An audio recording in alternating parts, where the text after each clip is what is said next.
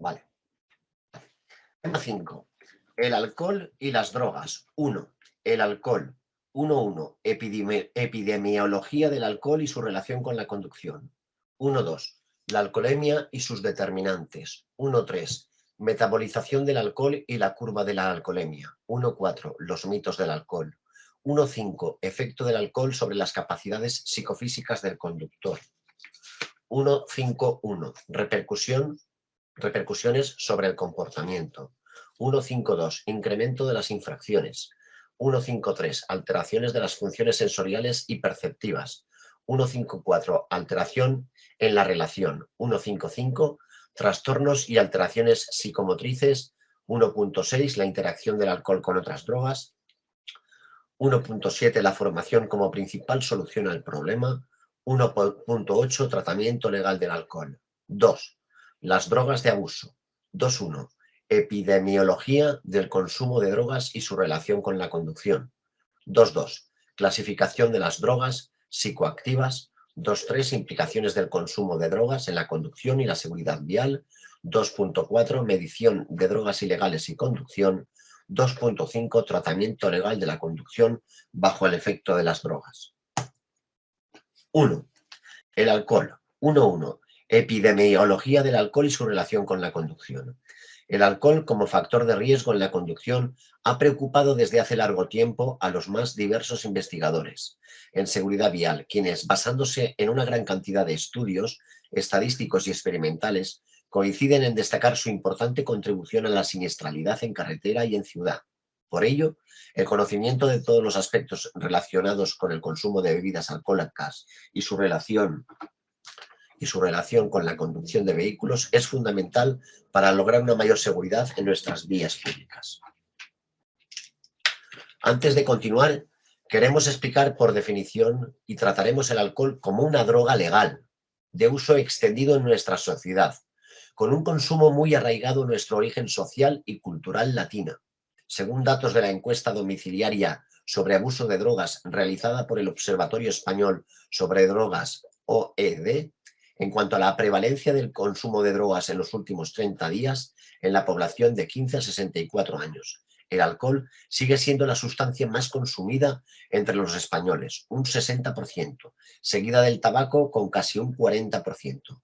Otras investigaciones y organismos nos han permitido saber que los hombres beben en mayor proporción que las mujeres y que entre los jóvenes de 15 a 29 años el consumo de bebidas alcohólicas se concentra y vísperas de festivos. Es un hecho muy importante para entender su tipología de siniestralidad.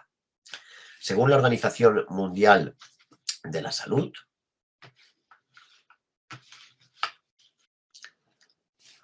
toda sustancia que introducida en un organismo vivo por cualquier vía, inhalación, ingestión intramuscular, endovenosa, etc., es capaz de actuar sobre el sistema nervioso central, provocando una alteración física y o psicológica y la experimentación de nuevas sensaciones o la modificación de un estado psíquico, es decir, capaz de cambiar el comportamiento de la persona y que además posee la capacidad de generar dependencia y tolerancia en sus consumidores. Por lo tanto, según esta definición, no solo la marihuana, cocaína, pasta base, éxtasis o heroínas son drogas, sino también lo son el alcohol, el tabaco, la cafeína y algunos fármacos. Para que una droga pueda ser considerada como tal, ha de cumplir las siguientes condiciones. Ser una sustancia que, introducida en un organismo vivo, sea capaz de alterar o modificar una o varias funciones psíquicas de éste. Carácter psicótropo o psicoactivo. Inducir a las personas que la toman a repetir su autoadministración por el placer que generan. El cese en su consumo puede dar lugar a un gran malestar somático o psíquico, dependencia física o psicológica. No tiene ninguna aplicación médica y si la tienen pueden utilizarse con fines no terapéuticos. Esto es especialmente preocupante si tenemos en cuenta que numerosos estudios y estadísticas han demostrado de manera clara de todos los fallos humanos que dan lugar al accidente, el consumo de alcohol parece tener un especial protagonismo. Se ha comprobado en gran número de investigaciones que la frecuencia de alcoholemias positivas entre los accidentes es mucho mayor que entre los no accidentados. Es decir, aquellos que beben y conducen se ven más frecuentemente implicados en siniestros de tráfico. Así, se estima que el alcohol está implicado entre el 30 y el 50% de los accidentes mortales y entre el 15 y el 35% de los que causan lesiones graves. Los datos que tenemos de los siniestros de tráfico causados por el alcohol son en verdad escalofriantes. Conducir bajo la influencia del alcohol causa alrededor de 10.000 muertes en las carreteras europeas, lo que se traduce en un coste de 12 billones con B de euros. En España, la media de muertos en siniestros viales atribuibles al alcohol supera al año los 1.100 y supondría alrededor de 32.000 heridos. Esto significa que el alcohol está presente en 1 de cada 3 accidentes mortales y que a su vez multiplica por 9 las posibilidades de sufrir o provocar un siniestro. Según los análisis realizados por el Instituto Nacional de Toxicología y Ciencias Forenses, INTCF, durante los últimos años el alcohol está presente en el 30% de los conductores muertos en siniestros viales. En el caso de los conductores fallecidos en 2016, el hecho más destacado es que más de la mitad de los casos de pruebas positivas presentan una tasa superior a 3 veces la tasa máxima regulada en el reglamento de circulación. Este porcentaje es del 57% en el caso de las vías interurbanas y llega hasta el 75% en vías urbanas. Este incremento en el riesgo de accidentes debido al alcohol se debe en gran medida a que este altera la mayoría de las capacidades psicofísicas necesarias para una conducción segura, tal como han demostrado numerosos estudios. Finalmente, es necesario añadir que los siniestros causados por el alcohol resultan mucho más graves, debido tanto a la reducción de la respuesta orgánica al trauma, lo que incrementa el riesgo de que las lesiones sean mortales, como por las circunstancias que rodean a este tipo de accidentes. El alcohol no solo está relacionado con una mayor accidentalidad, sino que también repercute en una mayor mortalidad, al ser un factor relacionado con un peor pronóstico en las lesiones sufridas. También es importante destacar que la problemática del alcohol reside en que muchas de las ocasiones en las que se bebe y conduce no produce ninguna consecuencia negativa inmediata, accidente o multa. Esto hace que genere una aceptación progresiva de mayor riesgo, de modo que esta conducta acabará por instaurarse fuertemente en el comportamiento habitual. Sin embargo, a medida que la conducta de beber y conducir se repite, la probabilidad acumulada de sufrir un accidente se va incrementando con el tiempo hasta que finalmente llega el siniestro. En definitiva, el hecho de que no siempre que bebamos tengamos una sanción o accidente nos hace restar importancia a esta peligrosa conducta. Nos acostumbramos a ella y esto nos lleva a pensar que controlamos la situación y que no hay ningún peligro, aceptando voluntariamente el riesgo hasta que sea ya demasiado tarde. Tampoco debemos olvidar que el concepto de beber y conducir no hace solo referencia a un gran consumo de alcohol en momentos de ocio o fiesta, sino que en nuestro ámbito diario o laboral, el consumo de alguna o algunas bebidas alcohólicas, incluso en pequeñas cantidades, también son determinantes para que se produzca un siniestro. Debemos insistir en que nuestra experiencia particular es una estimación parcial y sesgada de los efectos reales del alcohol sobre la accidentalidad. Por el contrario, los datos estadísticos representan la experiencia acumulada de todos y cada uno de nosotros, constituyendo un indicador mucho más fiable que nuestro parecer particular, ya que se refiere a miles de casos. Además, estos datos son los estos datos estadísticos se ven respaldados por las rigurosas investigaciones de laboratorio sobre los graves perjuicios del alcohol en las propias aptitudes básicas que constituyen la capacidad de conducción. 1.2. La alcoholemia y sus determinantes. El alcohol etílico o etanol, por su acción farmacológica en el organismo, se puede considerar como una droga psicodepresora del sistema nervioso central, con un efecto euforizante, cuyo principal efecto en el ser humano es la desinhibición conductual. Pregunta de examen todo esto.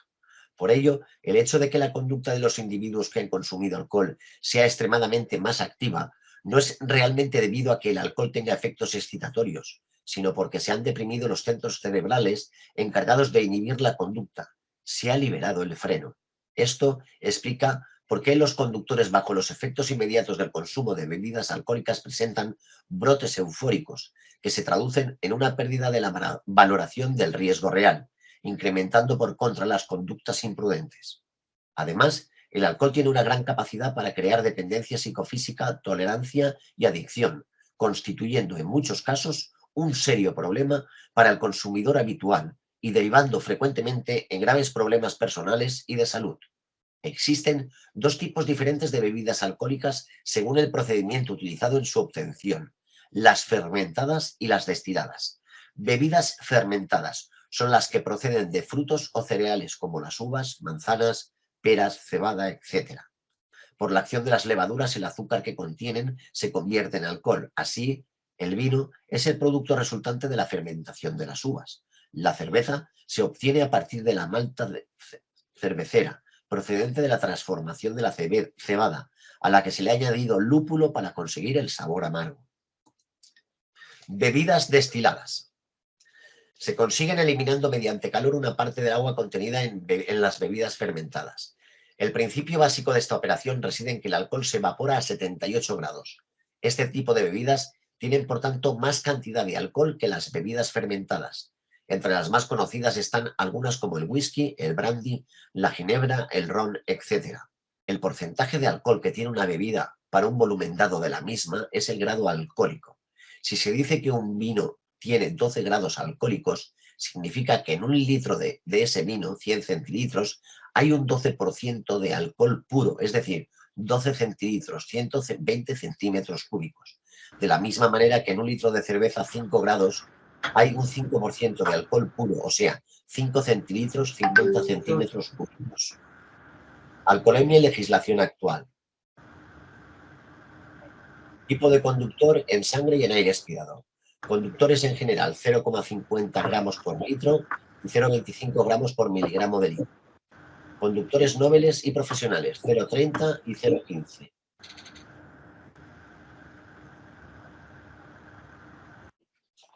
Alcoholemia.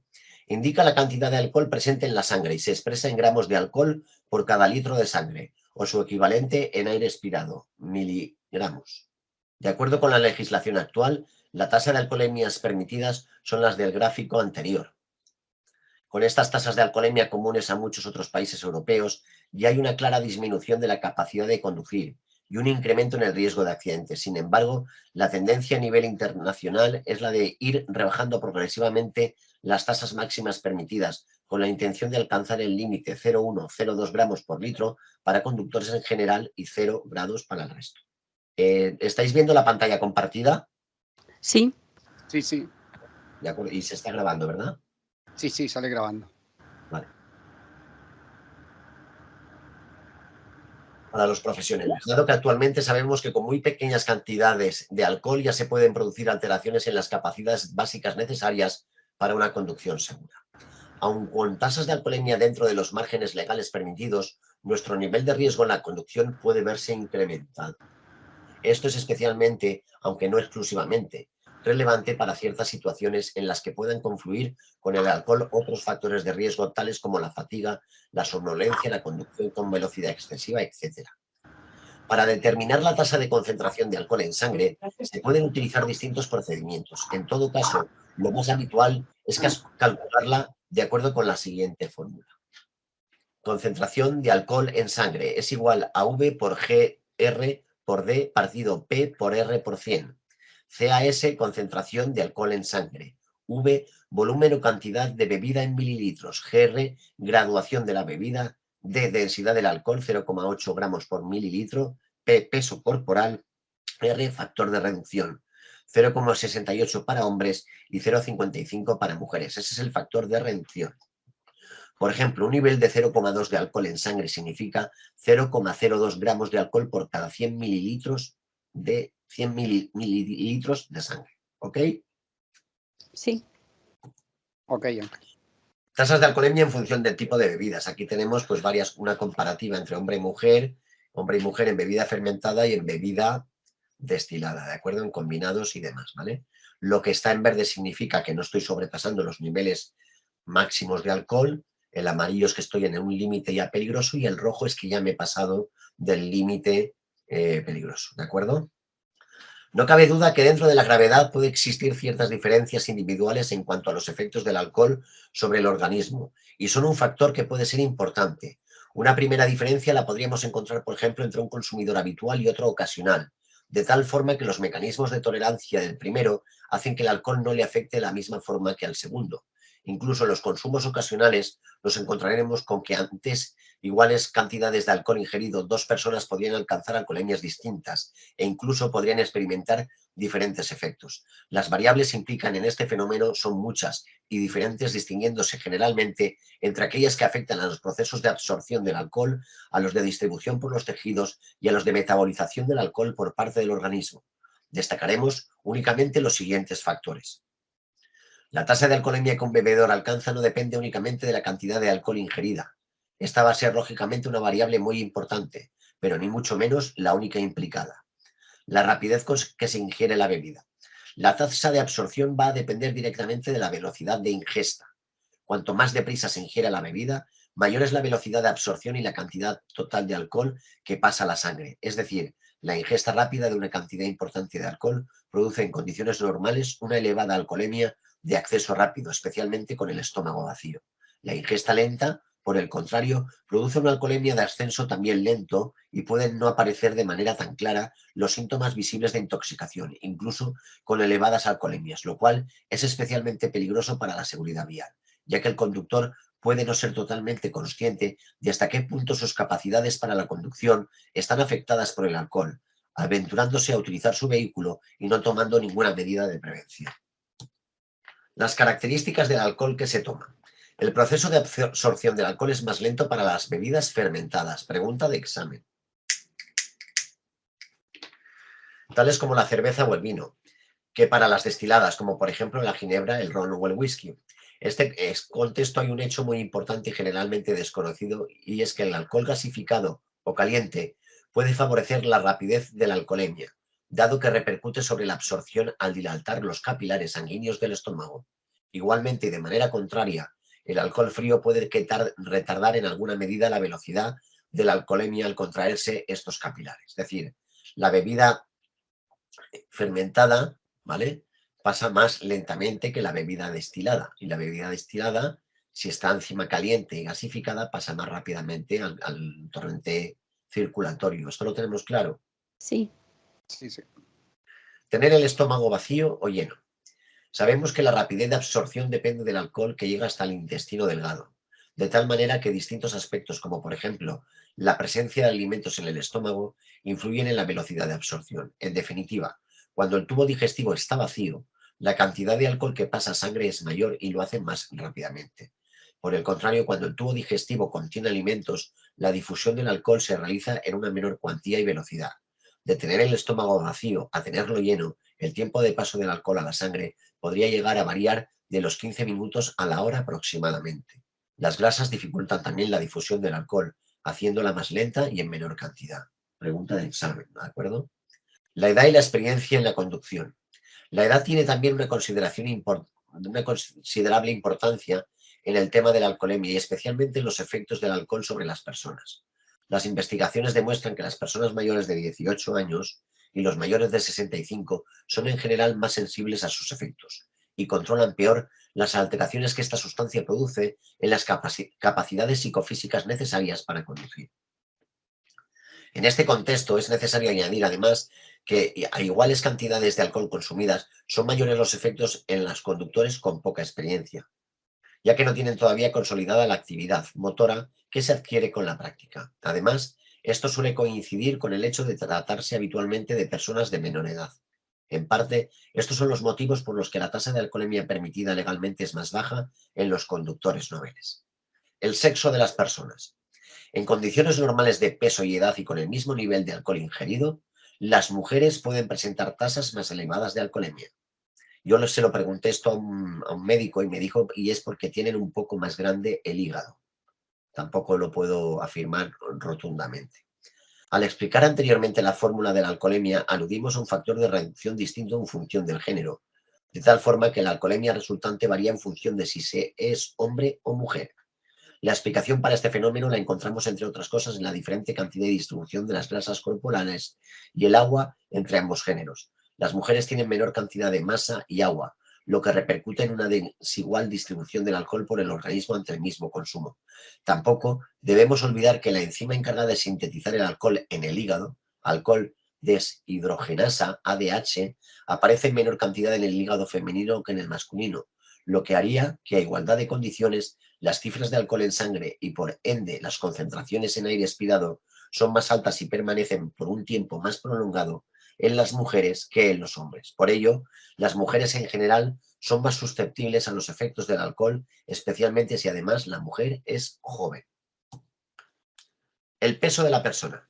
Con la misma cantidad de alcohol y a igualdad de condiciones, su distribución y concentración es diferente en una persona gruesa que en una delgada. En realidad, la cuestión es bastante simple y lógica. A mayor peso habrá mayor cantidad de tejido donde repartir alcohol y, por lo tanto, su concentración será menor. Es, en definitiva, un problema relacionado con el volumen de masa disponible para la distribución del alcohol. La hora del día. El ser humano tiene unos ciclos en su actividad biológica que varían sensiblemente de la noche al día o de la mañana a la tarde.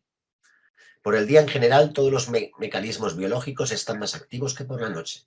Por ejemplo, una persona que haya bebido 6 combinados y se acueste a dormir 8 horas, se levantará con un índice de alcoholemia muy superior al que tendría durante el día, estando activo durante 8 horas. Este fenómeno es debido a la ralentización que se produce en la metabolización del alcohol durante el sueño, dado que todas las funciones orgánicas están más relajadas. Esto supone un grave riesgo para la seguridad vial, sobre todo porque el individuo suele desconocer este hecho y puede pensar erróneamente que al despertarse ya no hay inconveniente para utilizar su vehículo. Como por ejemplo cuando uno va a una boda y vuelve, y está toda la noche de fiesta, se ha acostado 2, 3 de la mañana, se levanta a las 12, la cantidad de alcohol puede ser mucho más superior que cuanto se acostó. Las circunstancias personales. Todo aquello que de alguna manera sobrecarga al organismo de forma importante puede tener una incidencia sobre la alcoholemia y sus efectos. Nos referimos a factores como los siguientes: un cansancio excesivo, una dura jornada laboral, no haber dormido o comido adecuadamente, tener alguna enfermedad o estar débil, la tensión nerviosa.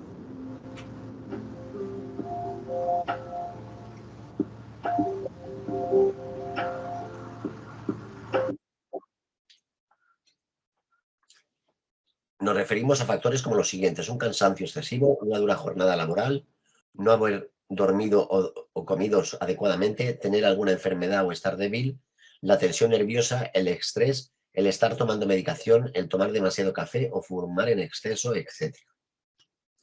1.3. Metabolización del alcohol y la curva de la alcoholemia. La intensidad de la alcoholemia varía en el tiempo como resultado de los procesos de absorción, distribución y metabolización. El alcohol puede detectarse generalmente en la sangre ya en los 5 minutos de haber sido ingerido, alcanzando su máximo nivel plasmático entre los 30 y los 90 minutos en función de factores como los que se han mencionado anteriormente. Entre el 2 y el 10%, entre el 2 y el 10% del alcohol ingerido, perdón, entre el 2 y el 10% del alcohol ingerido se elimina sin metabolizar, principalmente por la orina, el aire expirado y el sudor. El resto se elimina por medio de enzimas en el hígado. La eliminación pulmonar es posible gracias a la volatilidad del alcohol, aunque en verdad como mecanismo de eliminación no es muy eficaz, ya que solo un 2 o un 3% del alcohol ingerido se elimina por esta vía. Sin embargo, desde el punto de vista analítico, la eliminación pulmonar tiene una gran importancia, ya que permite hacer los controles de alcoholemia con una gran facilidad y rigor.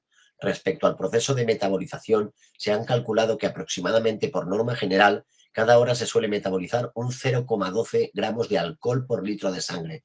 Pregunta de examen: 0,12 gramos de alcohol por litro de sangre, ¿vale? Por cada hora, siendo esta cantidad relativamente independiente a variaciones individuales y a factores tales como la cantidad de alcohol ingerido. Para representar las variaciones en la concentración de alcohol en sangre a lo largo del tiempo se utiliza la curva de alcoholemia, que nos da una idea aproximada de cuál es el tiempo prudencial que se necesita para conducir un vehículo después de haber ingerido una determinada cantidad de alcohol. Ver gráfico 32. Una curva típica de alcoholemia tiene 3 fases claramente diferenciadas. Fase de intoxicación o fase ascendente. Inmediatamente posterior a la ingestión. En esta fase priman los procesos de absorción y difusión por el organismo, por lo que la curva es fuertemente ascendente. Fase de equilibrio meseta. Muestra un vértice o meseta que se corresponde con la máxima concentración de alcohol en sangre. Representa el equilibrio entre la absorción, difusión y la metabolización, eliminación del alcohol. Aquí tenemos la fase de desintoxicación o fase descendente. Es una recta lentamente descendente que muestra la velocidad constante de desaparición del alcohol, fruto de los procesos de metabolización y de eliminación. La curva de la alcoholemia la tenemos aquí, es decir, desde que yo consumo y paso de la fase de intoxicación, la fase de equilibrio y la fase de desintoxicación pueden transcurrir aproximadamente 19 horas. Es muy importante volver a incidir en que la absorción, distribución y desaparición del alcohol de la sangre puede verse influenciada por múltiples circunstancias, quedando estas variaciones reflejadas de una u otra forma en la curva de la alcoholemia. 1.4. Los mitos del alcohol. Lamentablemente, el consumo de alcohol se ve rodeado de una aureola de tópicos y creencias erróneas, a las que suelen aferrarse muchos consumidores de mayor abuso para continuar con este hábito. A este respecto y por cultura de la salud, es necesario hacer algunas precisiones de interés sobre el alcohol. Refutando tópicos y creencias erróneas. No es un alimento. El alcohol ha perdido todas las propiedades dietéticas de los hidratos de carbono de los que proviene, salvo las calorías, unas 7,1 kilocalorías, por lo que no nos aporta por sí mismo ningún nutriente. No sirve para combatir el frío. El alcohol produce una dilatación de todos los vasos sanguíneos situados debajo de la piel, produciendo una sensación de calor, pero en realidad sucede lo contrario, pues se pierde mucho calor a través de la piel y el interior del cuerpo se enfría todavía más, por lo que se incrementa el riesgo de sufrir hipotermia. Hay mucha gente que por quedarse borracha sentada por cualquier sitio ha muerto por culpa de hipotermia. No es un estimulante, sino un depresor del sistema nervioso central. Pregunta de examen. Es un depresor del sistema nervioso central, con una fase euforizante que ayuda a la desinhibición. No estimula el apetito ni el crecimiento. El alcohol en ayunas genera un aumento de la secreción de los jugos gástricos, que en ocasiones pueden producir la sensación de hambre. Pero existen múltiples productos de probada eficacia para estimular el apetito, sin los problemas del alcohol. No incrementa la lactancia materna. El componente de la cerveza responsable del efecto de la secreción de prolactina no es alcohol contenido, sino aparentemente un hidrato de carbono complejo, polisacárido de la cebada, lo que explica que el efecto sobre la prolactina puede ser también inducido por cervezas sin alcohol o por otros productos que contengan el polisacárido. No previene las enfermedades del corazón. Si bien es cierto que a pequeñas dosis se ha demostrado un efecto vasodilatador, su consumo excesivo tiene consecuencias para la salud mucho más graves que los potenciales beneficios que pudiera traer. No aumenta la potencia sexual, sino que en realidad puede inhibirla. El alcohol es un desinhibidor y puede aumentar el deseo sexual, pero también puede afectar negativamente en el orgasmo o erección, etc. Estos efectos son apreciables con la sola ingesta de 2 copas. Como potente depresor del sistema nervioso central, el alcohol disminuye el funcionamiento de niveles superiores del cerebro, lo que permite una mayor autonomía. El alcohol disminuye el funcionamiento de niveles superiores en el cerebro, lo que permite una mayor autonomía de centros inferiores, zonas más antiguas del cerebro, entre ellos los implicados en las respuestas emocionales. Así, las emociones se liberan por la atenuación del efecto controlador de los segmentos superiores cerebrales. De esta forma, puede facilitar la aparición del impulso sexual, pero como también inhibe partes del sistema nervioso autónomo implicadas en la erección, dificulta que ésta se alcance. Por otra parte, es muy importante conocer cuáles son los peligrosos mitos y creencias más frecuentes en la población española en relación al consumo del alcohol y la conducción de vehículos. Entre todos ellos, destacamos los siguientes: mitos y creencias más frecuentes. No hay peligro si estoy por debajo del límite legal. Es totalmente falso. El nivel de 0,5 gramos por litro de alcohol en sangre es un punto de corte en cierto modo arbitrario, basado en la observación de que por encima de esta tasa prácticamente todos los individuos tenían ya alterada su capacidad para conducir y presentaban un mayor riesgo de accidente. De hecho, hay muchos estudios que demuestran que con niveles de 0,15 y 0,20 gramos por litro de alcohol en sangre, ya empieza a observarse un cierto deterioro de las capacidades básicas necesarias para una conducción segura y existe en consecuencia un mayor riesgo de accidente. Esto, como se ha dicho anteriormente, se da de manera especial en los conductores poco experimentados, así como entre aquellos que no beben de manera habitual. ¿Dos personas que beben lo mismo tendrán la misma concentración en sangre?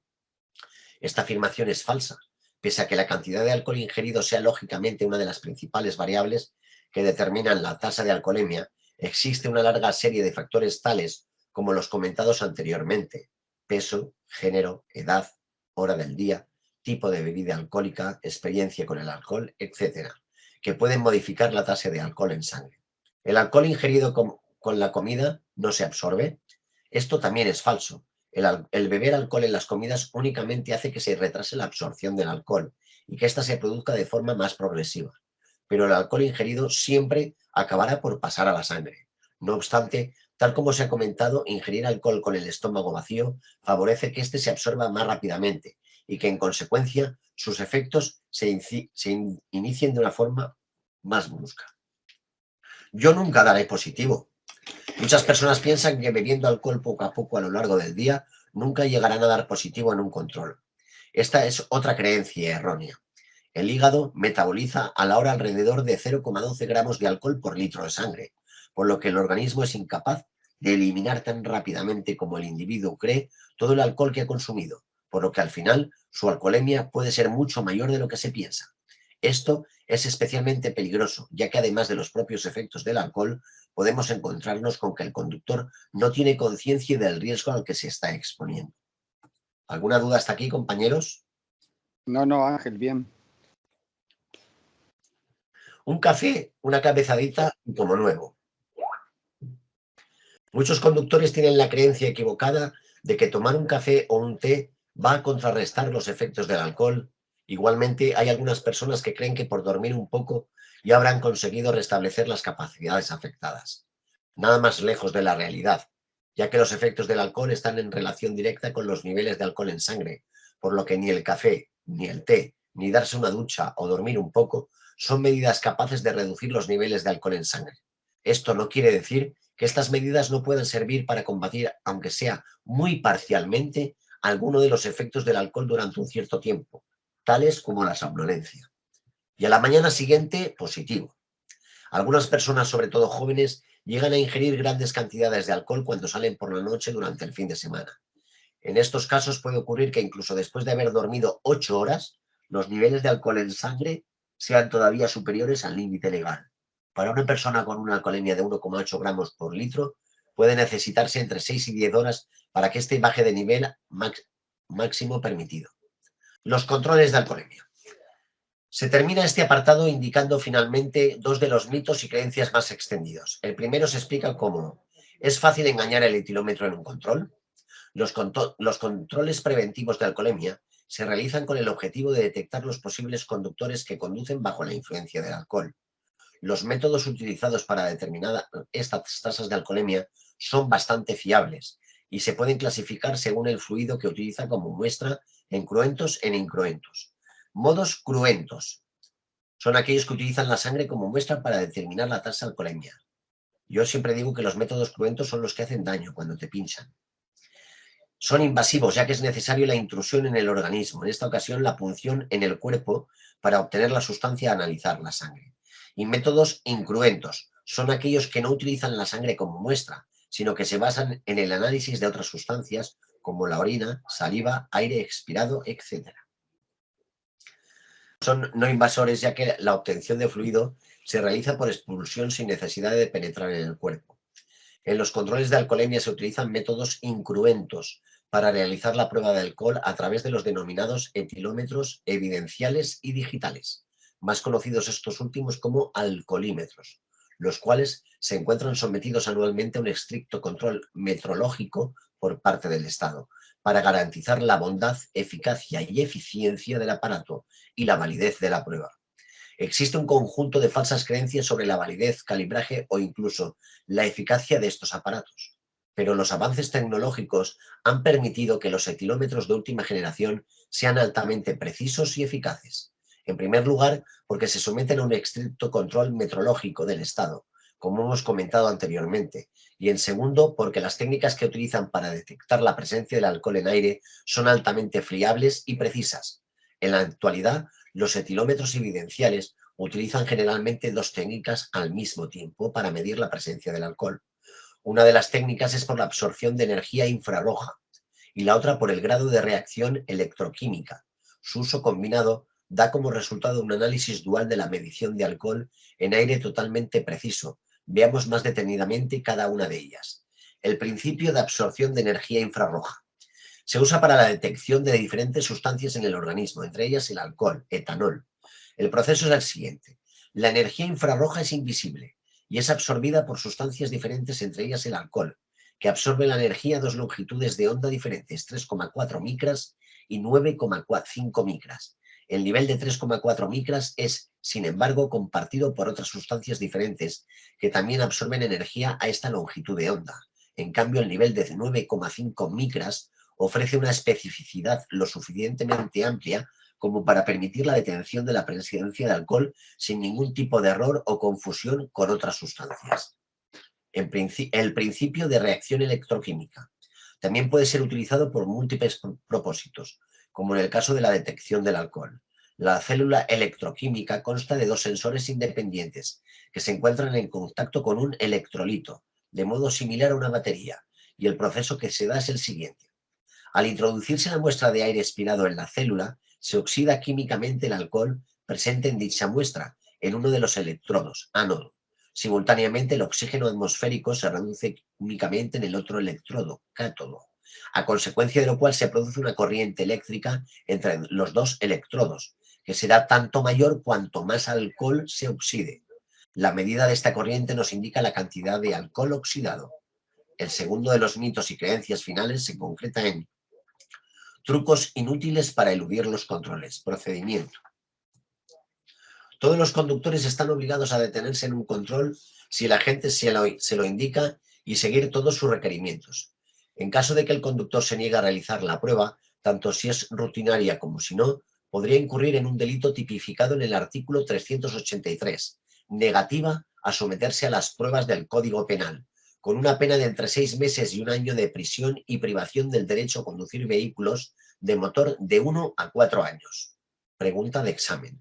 Una vez detenido el vehículo, se acercará un agente que proporcionará una boquilla al conductor y le solicitará que sople en el etilómetro digital de muestreo, tantas veces sea necesario hasta que la prueba sea válida. Si la tasa de alcohol detectada es inferior al máximo permitido, el conductor podrá reanudar inmediatamente la marcha sin más problemas. Si la tasa de alcohol es superior al máximo permitido, el conductor deberá practicar la prueba esta vez con el etilómetro evidencial. Es importante saber que aunque en ese momento se realice gran cantidad de ejercicio, no es tiempo suficiente para eliminar o rebajar la tasa de alcohol. Si la tasa detectada en esta segunda prueba es inferior a la permitida, el conductor podrá reanudar su marcha. En caso contrario, el agente realizará la pertinente denuncia. Además, el conductor sancionado no podrá reanudar la marcha mientras que la tasa de alcohol esté por encima de los límites permitidos por la ley. En cambio, el vehículo sí lo podrá conducir un segundo conductor que no muestre síntomas de haber ingerido alcohol.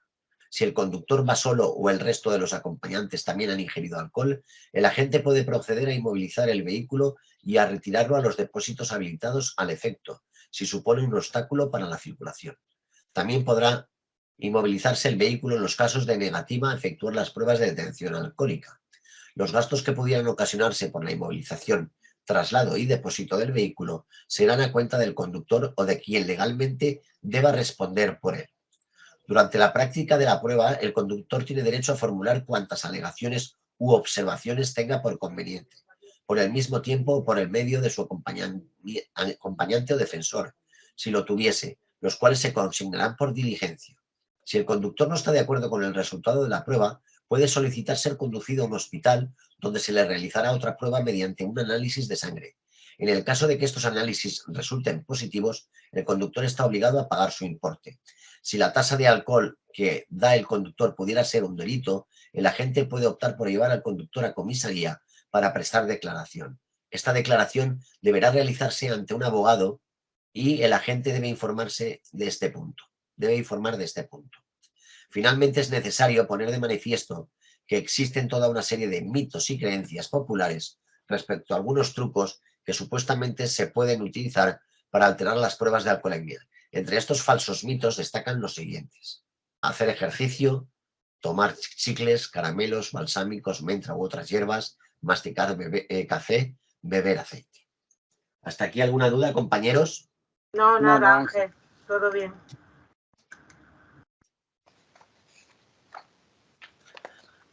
Seguimos con los mitos. Fumar abundantemente. Seguimos con los mitos.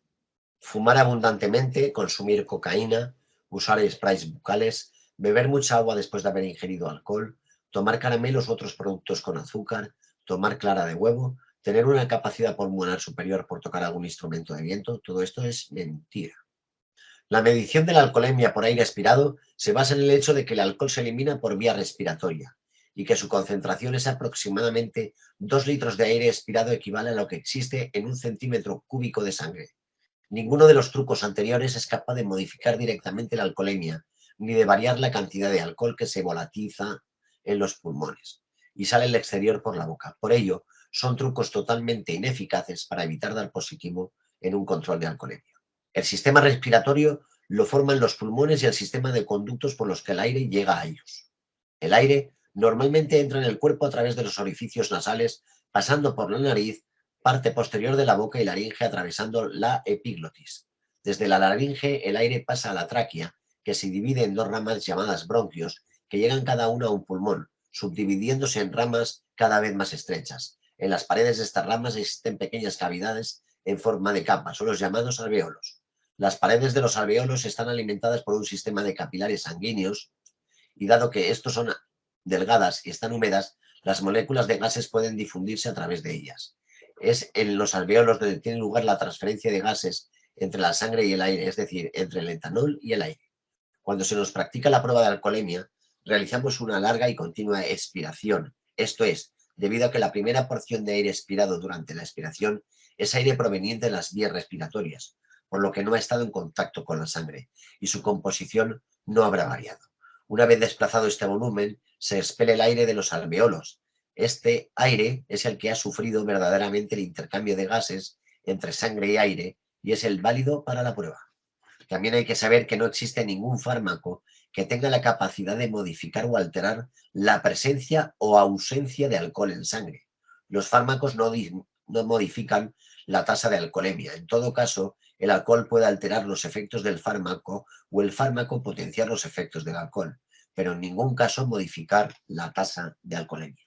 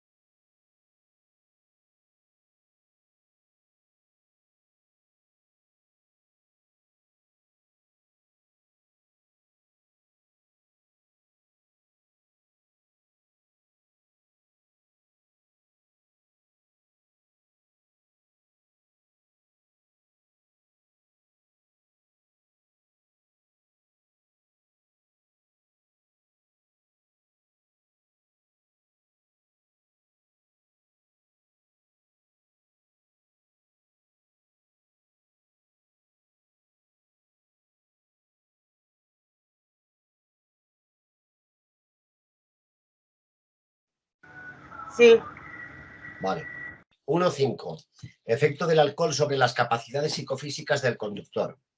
No hace falta insistir en que el alcohol es una de las mayores fuentes de potenciación de la accidentalidad vial.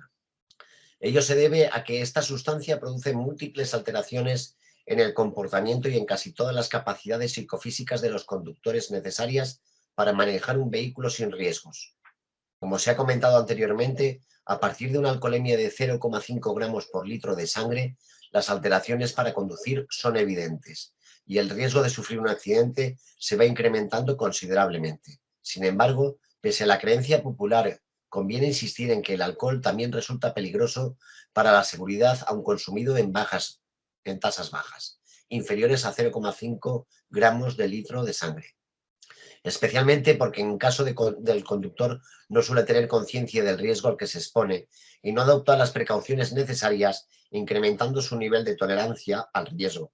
Además, el nivel a partir del cual se puede considerar importante el deterioro de las capacidades para conducir no es igual para todos los sujetos ni en todas las circunstancias para un mismo sujeto, habiéndose constatado serios riesgos en personas con niveles incluso de 0,2 gramos por litro.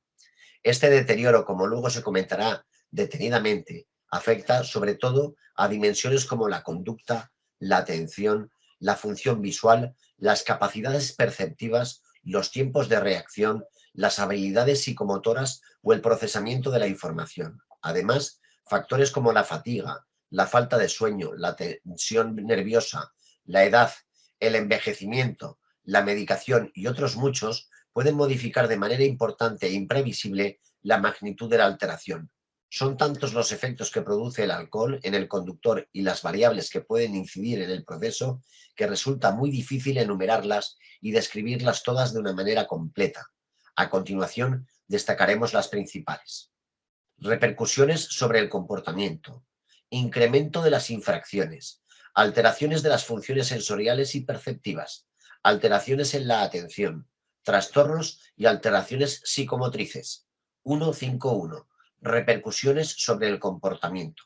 En general, se puede decir que el conductor que ha bebido infravalora los efectos y repercusiones que el alcohol tiene sobre su capacidad de rendimiento en la conducción. Este fenómeno ocurre especialmente en los jóvenes, fundamentalmente cuando van acompañados de otras personas y se sienten presionados a dar una imagen alta de resistencia al alcohol. El conductor que está bajo los efectos del alcohol también suele tener una falsa seguridad en sí mismo e incluso en ocasiones un sentimiento subjetivo de tener una mejor capacidad para conducir, sobre todo con tasas bajas de alcohol, incrementando de este modo su tolerancia al riesgo. Esto le llevará a tomar decisiones más peligrosas de lo habitual. El alcohol disminuye también el sentido de la responsabilidad y la prudencia, mientras que aumenta en muchas personas las conductas impulsivas, agresivas y descorteses, por lo que es más fácil verse envuelto en situaciones violentas con el resto de los usuarios de las vías. 1.5.2. Incremento de las infracciones. Dentro de las alteraciones comportamentales, cabe destacar que los estudios y las investigaciones sobre los accidentes han encontrado una relación clara entre el consumo de alcohol y las infracciones en la conducción. Entre los errores e infracciones más comunes realizados bajo los efectos del alcohol estarían las siguientes: detención en el carril sin causa justificada, no guardar la distancia de seguridad entre vehículos, realizar giros con excesiva amplitud, circular por un carril incorrecto, circular invadiendo el carril contrario, respuesta retardada a la señalización, conducción errática y adelantamientos antirreglamentarios, señalización e iluminación incorrecta de las maniobras, circular por dirección prohibida, salidas de las zonas de circulación. Un conductor, bajo los efectos del alcohol, infravalora la influencia que esta sustancia tiene sobre sus capacidades, asume mayores riesgos, es menos prudente, más irresponsable y comete más infracciones. Los efectos del alcohol también producen también una alteración significativa de los procesos de toma de decisiones, siendo este uno de los factores más relacionados con la posibilidad de sufrir un siniestro. De este modo, el alcohol no solo modifica los mecanismos perceptivos y atencionales necesarios para una adecuada interpretación de las situaciones del tráfico, señales, coches, peatones, etc., sino que también altera los propios mecanismos cognitivos del procesamiento de la información, así como la posterior ejecución motora de la respuesta. Por todo ello, la conducción bajo los efectos del alcohol trae como consecuencia muchos más errores peligrosos, dado que es mucho más fácil malinterpretar las distintas situaciones que nos van surgiendo en nuestro vehículo. Distancia, peligros, semáforos, etc. Así como tomar decisiones equivocadas o fallar a la hora de ejecutar las decisiones adoptadas, pero el riesgo no solo se deriva de estos errores, sino del enletecimiento generalizado de todo este proceso, es decir, el incremento en el tiempo de reacción, porque como se ha comentado, el alcohol es un depresor del sistema nervioso central y ralentiza, por así decirlo, las funciones mentales y motoras. Merece pues un comentario especial el efecto que produce sobre el tiempo de reacción, que siempre aumenta. El tiempo de reacción se compone de dos factores: tiempo de decisión y tiempo motor de respuesta. En primer lugar, el tiempo que transcurre desde la percepción del estímulo, una señal, un peatón, un obstáculo, etc., hasta el inicio de la respuesta, comienzo de pisar el freno, es el llamado tiempo de decisión, mientras que el tiempo que se tarda en completar la respuesta es el denominado tiempo motor de respuesta. La suma de estos dos tiempos conforma el llamado tiempo de reacción, el cual suele oscilar entre 0,5 y 1,5 segundos, dependiendo de una amplia variedad de factores, aunque se suele considerar 0,75 segundos el tiempo de reacción medio. Tiempo de reacción es igual a tiempo de decisión más tiempo de respuesta. Uno de los cambios más significativos y graves que se producen al consumir alcohol es la alteración del tiempo de reacción, especialmente en su primer componente, el tiempo de decisión. A partir de 0,5-0,8 gramos por litro, la capacidad de reacción disminuye ya de forma muy considerable, sobre todo para las respuestas en situaciones complejas de tráfico. A este respecto, cabe destacar que los sujetos con baja tolerancia al alcohol tienen incrementos más significativos en el tiempo de reacción. Respecto al tiempo de decisión, está ampliamente demostrado que el alcohol ralentiza la velocidad de procesamiento de información. Este efecto se ha observado en muchos tipos de tareas, incluso con muy bajas concentraciones de alcohol. Si hay dos o más estímulos y una gran cantidad de respuestas posibles, como es el caso más habitual en cualquier situación de tráfico, el tiempo necesario para elaborar y emitir una respuesta se enletece significativamente. De este modo, los conductores bajo los efectos del alcohol requieren mucho más tiempo para leer las señales, función sensorial, y para reconocerlas, procesamiento de la información, que aquellos que no están afectados. Al verse ralentizada la velocidad de procesamiento, el sujeto suele prescindir de determinadas fuentes de información, focalizándose en las que parecen más importantes, es decir, las que ocurren en el centro más cercano del entorno perceptivo. Debido a este problema, los conductores bajo el efecto del alcohol pueden fallar en reconocer eventos críticos que ocurren en los alrededores de la vía y que son vitales para evitar el siniestro. Respecto al tiempo bajo los efectos del alcohol, los movimientos pueden volverse más lentos e imprecisos, por lo que la ejecución en momentos claves o en situaciones complejas de circulación pueden no ser todo lo eficaz que debiera, repercutiendo de este modo en un mayor riesgo de accidente.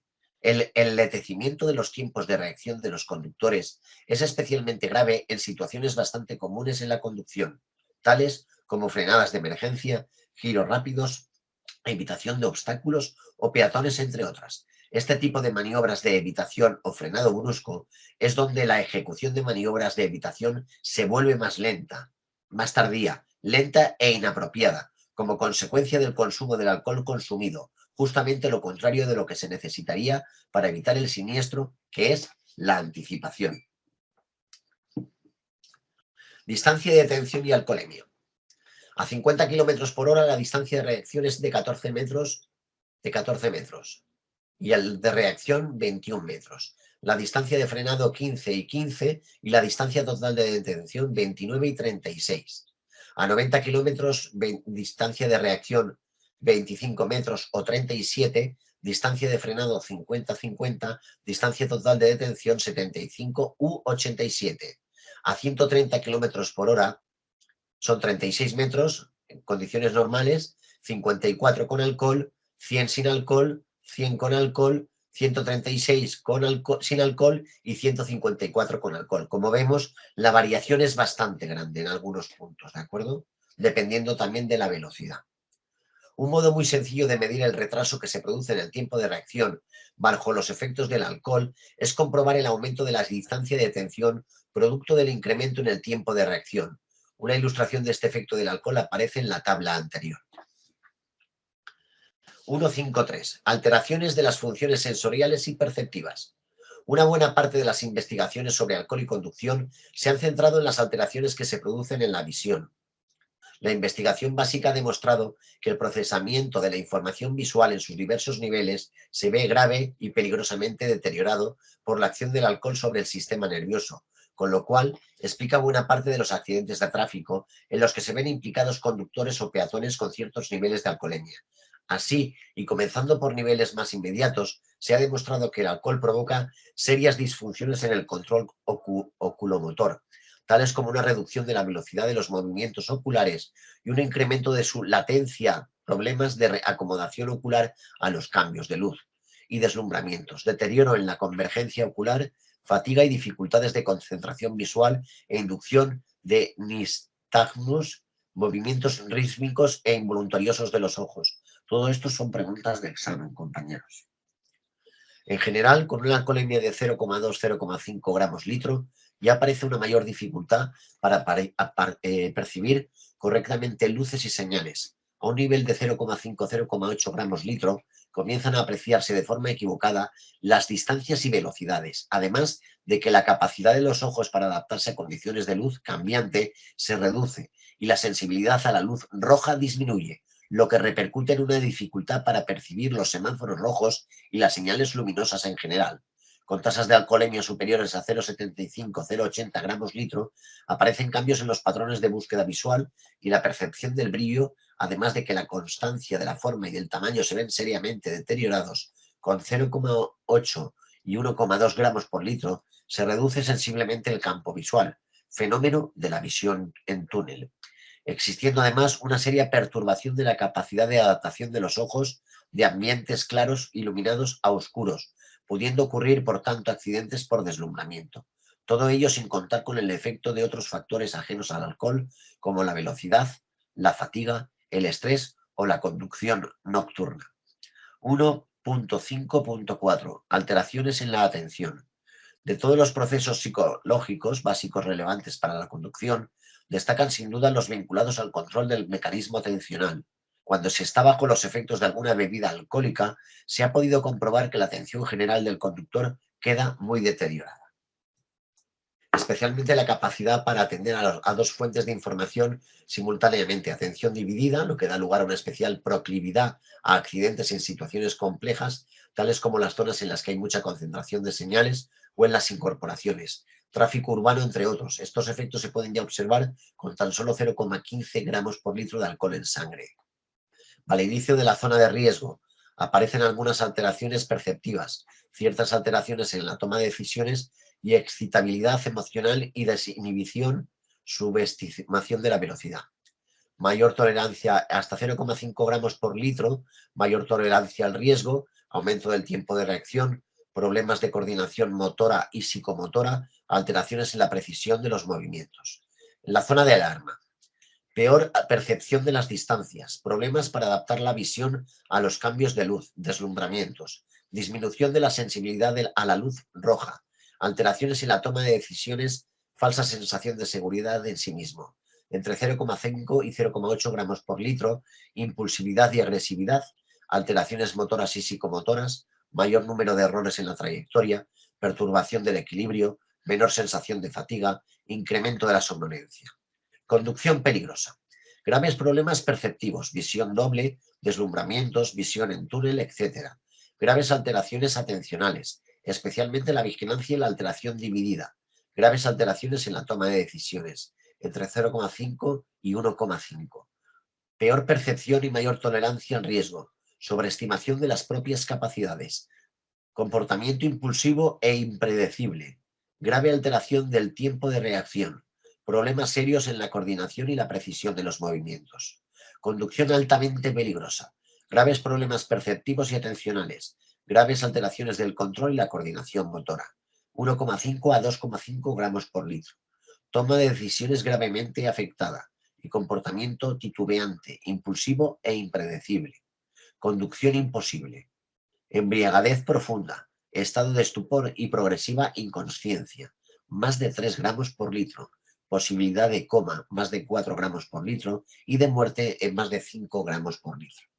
Por otro lado, en numerosos estudios se ha comprobado que los conductores afectados por el alcohol, como se ha comentado, tienden a focalizar su atención en el centro de campo visual, por lo que se produce un grave fallo a la hora de percibir los distintos elementos y los sucesos que se producen en el entorno de la vía. Finalmente, no debemos olvidar una vez más que el alcohol es un producto depresor del sistema nervioso central, por lo que suele disminuir el nivel de activación psicofisiológica del sujeto. Esto trae como consecuencia un decremento en el nivel de alerta, por la capacidad de vigilancia del conductor y su resistencia a la monotonía se ven gravemente alteradas. Además, esta situación facilita la aparición de la fatiga y la somnolencia. Todo ello se relaciona con frecuentes distracciones y con una menor probabilidad de detectar a tiempo en lo que se requiera una actuación inmediata del conductor, tales como un frenazo repentino del vehículo que nos precede. ¿Se ve la pantalla que estoy compartiendo, compañeros? Sí, Sí, sí, se sí, ve. Ángel, se ve bien, ¿eh? Vale. 1.5.5. Trastornos y alteraciones psicomotrices. Conducir un vehículo es una actividad muy compleja que requiere que exista una perfecta sincronización entre los órganos sensoriales como la vista y motrices, girar el volante, un proceso que puede verse gravemente afectado por el consumo de alcohol. Con alcoholemia entre 0,5 y 1 gramo por litro, se ha descubierto que ya hay alteraciones de la coordinación motora y a partir de 1,5 gramos litros ya se producen serias dificultades para mantenerse en pie.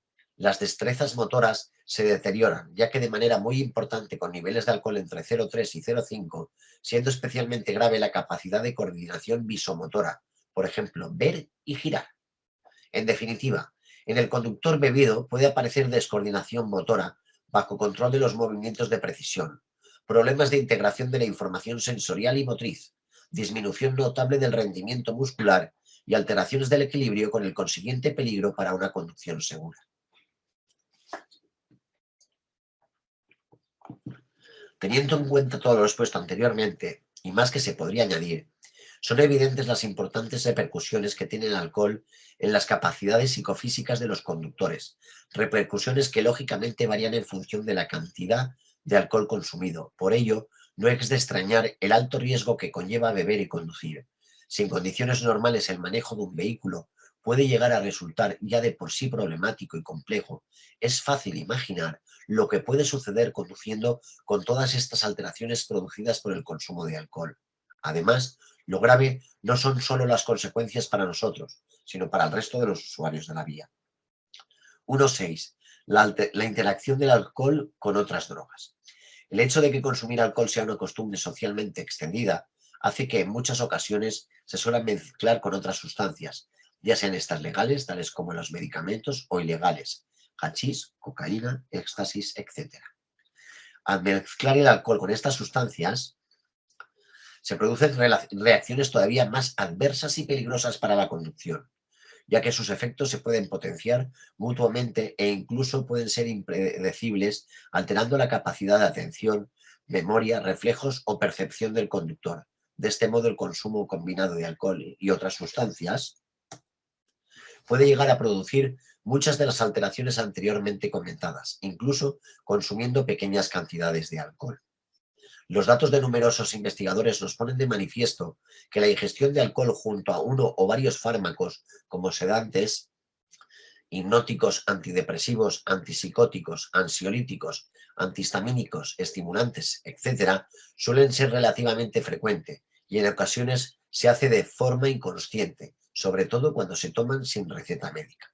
El peligro es evidente, ya que el alcohol interactúa negativamente con muchos medicamentos, sobre todo con los que afectan a las funciones psíquicas, y en especial con las depresiones del sistema nervioso central, en los que tienen un efecto depresor añadido. Además, el alcohol potencia mucho de los efectos secundarios de los fármacos: somnolencia, desorientación motora, confusión, alteraciones visuales, etc. El primer problema del consumo combinado de sustancias es que normalmente se hace de forma inconsciente, ya sea porque no se cae en la cuenta de que están mezclándose los efectos, bien porque no se reconoce el peligro de tal conducta. 1.7. La formación como principal solución al problema. Los responsables en materia de seguridad vial son especialmente conscientes de la problemática surgida de la interacción del consumo de alcohol y la conducción, y cada vez en mayor medida pretenden hacer llegar esta preocupación al resto de la población. Sin duda, es toda la sociedad en su conjunto la que tiene la responsabilidad no solo de detectar el problema, sino de buscar soluciones y alternativas eficaces. Es preciso mentalizarse de que el consumo de alcohol y la posterior conducción es un problema de todos.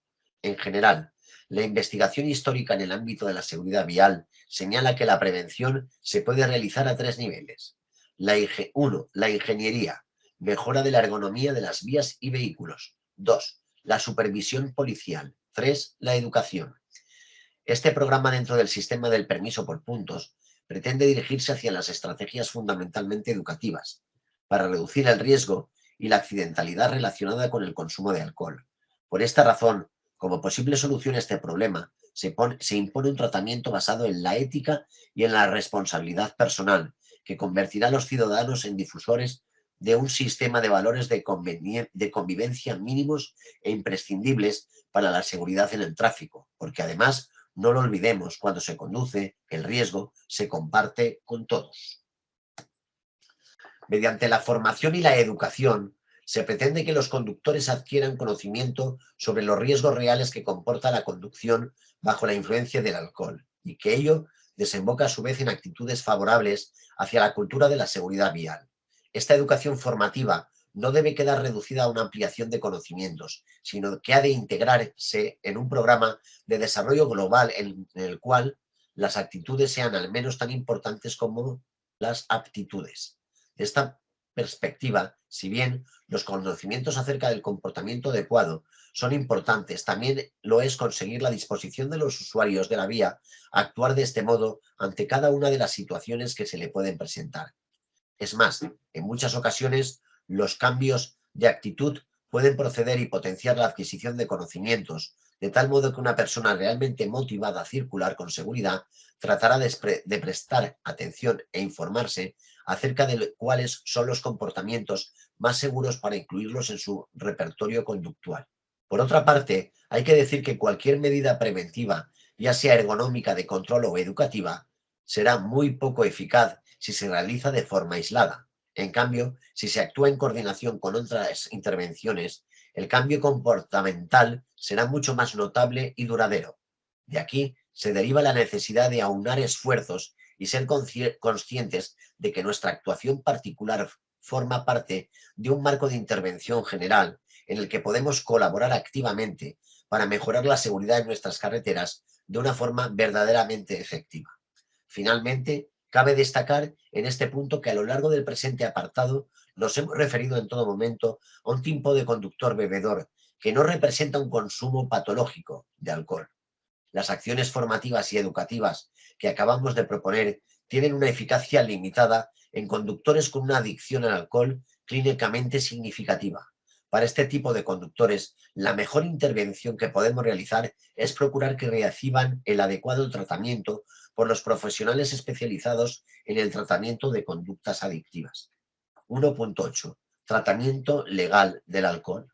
El tratamiento legal de la alcoholemia se realiza bajo una doble perspectiva, una de trascendencia penal y otra de corte administrativo. De este modo, la asociación de alcohol y conducción puede representar una mera infracción o, por el contrario, tener consecuencias penales. Veámoslo con más detalle en la siguiente tabla. Aquí vemos límites legales, permiso por puntos, sanción administrativa, ¿vale? En tasa en aire, en sangre, en general profesionales y todos. Aquí no creo que esté implementado lo de cero alcohol para los menores de 18, pero esto entró en vigor el 11 de mayo del 2022, si no recuerdo mal, ¿verdad, Tony? Sí, sí. Sí, sí, No eso sé está si en vigor. Lo que pasa es que este temario, yo no sé si habrán, yo supongo que les habrán enviado algo. no sé si tenéis alguna nota informativa o algo acerca de esto. No. Sobre la tasa de alcoholemia o cambio a menores de 18, no. Por lo menos que yo sepa. Mejor, no se lo Mandaron de podrán preguntar. reglamentación. De reglamentación sí que mandarán algo, pero de seguridad vial esto Pero no, de ¿verdad? seguridad vial no. Que yo sepa, no. Vale. Ponían que era el mismo temario del curso pasado. Bueno, ahí arriba pone lo mismo que hemos leído antes de la prisión y las tasas de alcoholemia y la cantidad de puntos que pueden retirar, ¿de acuerdo? Una de las primeras medidas que se tomaron para reducir la combinación de alcohol y conducción fue en la Edad Media, cuando la reina Isabel la Católica dictaminó unas leyes que castigaban duramente a los conductores de carruajes bebidos. A lo largo del siglo XX, los patrones de consumo se han ido modificando continuamente, pero en los últimos 4 décadas, al entrar en el escenario la motorización masiva de las sociedades, es cuando el alcohol adquiere un papel preponderante y responsabilidad directa en cerca de la mitad de los accidentes de tráfico, lo que lo convierte en uno de los factores de riesgo más determinantes a la hora de orientar las políticas de prevención de accidentes. Las drogas de abuso. 2.1. Epidemiología del consumo de drogas y su relación con la conducción. La asociación entre el consumo de alcohol y la conducción es un tema muy estudiado y, en consecuencia, disponemos de una gran cantidad de datos que demuestran que hay una relación directa con los accidentes de tráfico. Respecto a las llamadas drogas de abuso, aunque disponemos de menos investigaciones, se sabe lo suficiente para conocer su impacto negativo en la seguridad vial. Como vemos posteriormente, esto se debe a que estas sustancias pueden alterar profundamente el estado psicofísico de un conductor, afectando de manera muy negativa a gran parte de sus capacidades para la conducción e incrementando el riesgo de accidente. Por fortuna, el consumo de drogas entre la población conductora no está tan extendido como el alcohol. No obstante, se estima que en torno a un 10% de los accidentes de mayor gravedad están relacionados con el consumo de algún tipo de estas sustancias. Además, los datos de los últimos años parecen indicar que la asociación entre drogas y conducción está creciendo, por lo que no se trate de un problema grave en la actualidad, sino que previsiblemente pueda ser cada vez mayor. En España, el fenómeno de las drogas ha experimentado en los últimos años un profundo proceso de transformación, a diferencia de lo que sucedía en los años 80, cuando el consumo de drogas, fundamentalmente de heroína, estaba asociado a la marginalidad y a la delincuencia. En la actualidad, las drogas están vinculadas a la cultura del ocio. La heroína ha sido sustituida por sustancias como el cannabis, la cocaína o el éxtasis, combinadas entre sí o mezcladas con alcohol y tabaco. Este cambio de sustancias también se ha acompañado de nuevos patrones de consumo de consumo. Hay consumidores cada vez más jóvenes, perfectamente integrados en la sociedad, que toman drogas con fines recreativos y sociales, para quienes estos consumos son actos triviales cuyos riesgos no valoran. Según datos de la 11ª edición de la encuesta sobre alcohol y drogas, que ha llevado a cabo la delegación del Gobierno para el Plan Nacional sobre Drogas, en el año 2015 las sustancias psicoactivas con mayor prevalencia de consumo en los últimos 12 meses son el alcohol con un 78%, los hiponosedantes con un 12%, seguidos del cannabis con un 9% y la cocaína con un 2%. Y aquí tenemos una gráfica de la evolución del consumo de drogas y fármacos en la conducción desde el año 2008, 2013 y 2015. Respecto a las diferencias entre sexos, las prevalencias en el consumo de todas las drogas, tanto legales, alcohol y tabaco, como ilegales, continúan siendo más allá entre los varones, excepto en el caso de los hipnosedantes, en los que la prevalencia de consumo generalmente es mayor en las mujeres. Las drogas ilegales más consumidas en España son el cannabis, la cocaína y el éxtasis.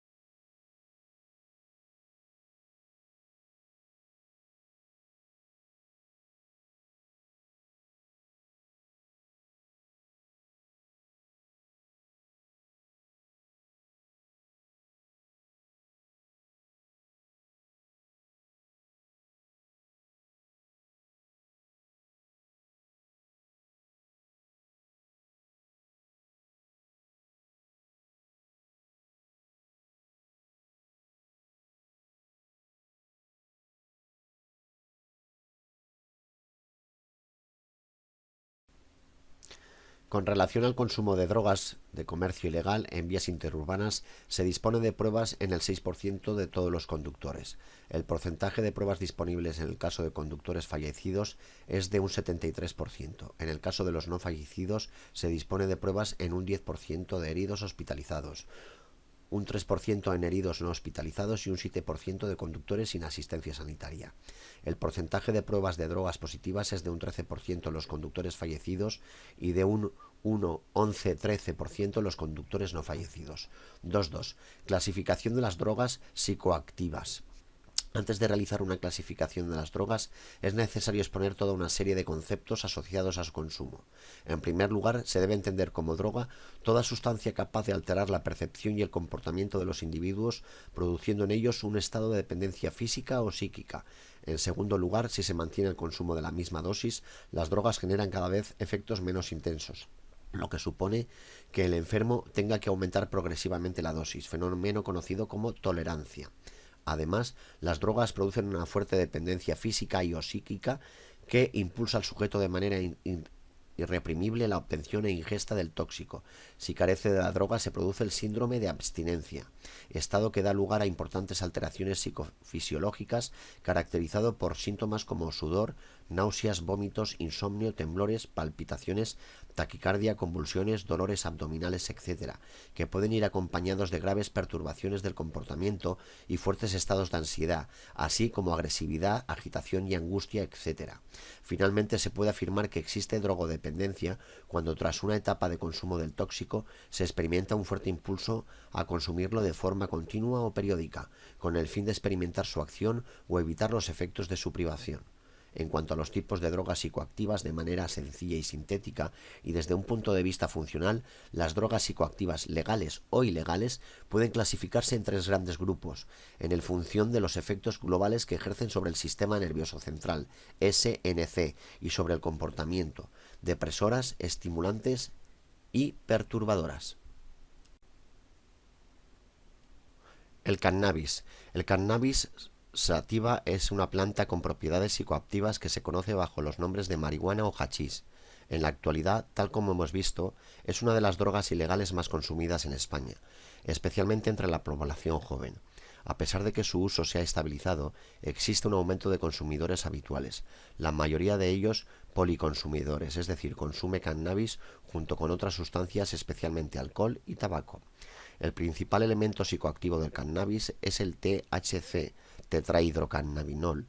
Se trata de una sustancia muy soluble en grasa que llega rápidamente al cerebro, donde se acumula y del que se elimina muy lentamente. El THC tiene una vida media aproximadamente de una semana. Los derivados del cannabis dan lugar a una sensación de relajación, bienestar y somnolencia, efectos que pueden alterar sensiblemente las capacidades psicofísicas de los conductores. En un primer momento puede producir una sensación de euforia y estado de ebriedad. Posteriormente, sobre todo en altas dosis, genera hipersensibilidad, con alteraciones de la percepción del espacio, del tiempo y de la información sensorial, en especial de la vista, siendo bastante frecuentes problemas en la visión de los colores, elementos fundamentales en las señales de tráfico. También puede verse notablemente alterada la capacidad general de reacción del conductor y, en ocasiones, aparecer conductas agresivas. En su etapa final, esta droga provoca dificultades para fijar la atención y favorecer el endormecimiento y la fatiga. Asimismo, es importante destacar que este tipo de drogas genera una sensación subjetiva de seguridad y de convicción que las hace especialmente peligrosas a la hora de conducir. Efectos como la desinhibición, la fantasía, la hilaridad y la sensación de creatividad y agudeza provocan en los individuos una elevada y peligrosa dependencia. Es importante destacar que uno de los grandes riesgos del consumo del cannabis en la conducción es el efecto que provoca sobre la atención del conductor. Se trata de una hipersensibilidad a las distracciones, que hace que el conductor entre fácilmente en un estado de ensimismamiento, perdiendo de este modo gran parte de la atención al entorno, algo imprescindible para una conducción segura. Los principales problemas que ocasiona el cannabis sobre la conducción son las alteraciones perceptivas y atencionales. la lentitud de respuesta y la somnolencia, lo que junto a una sensación subjetiva de seguridad puede llevar fácilmente a situaciones de alto riesgo. Se ha estimado que el cannabis puede llegar a duplicar la probabilidad de sufrir un accidente.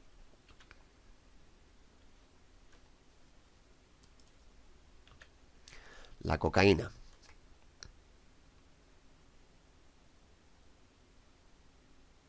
La cocaína es un estimulante del sistema nervioso central, SNC, con un alto potencial adictivo. Su obtención se realiza a través del procesamiento químico de arbustos de coca.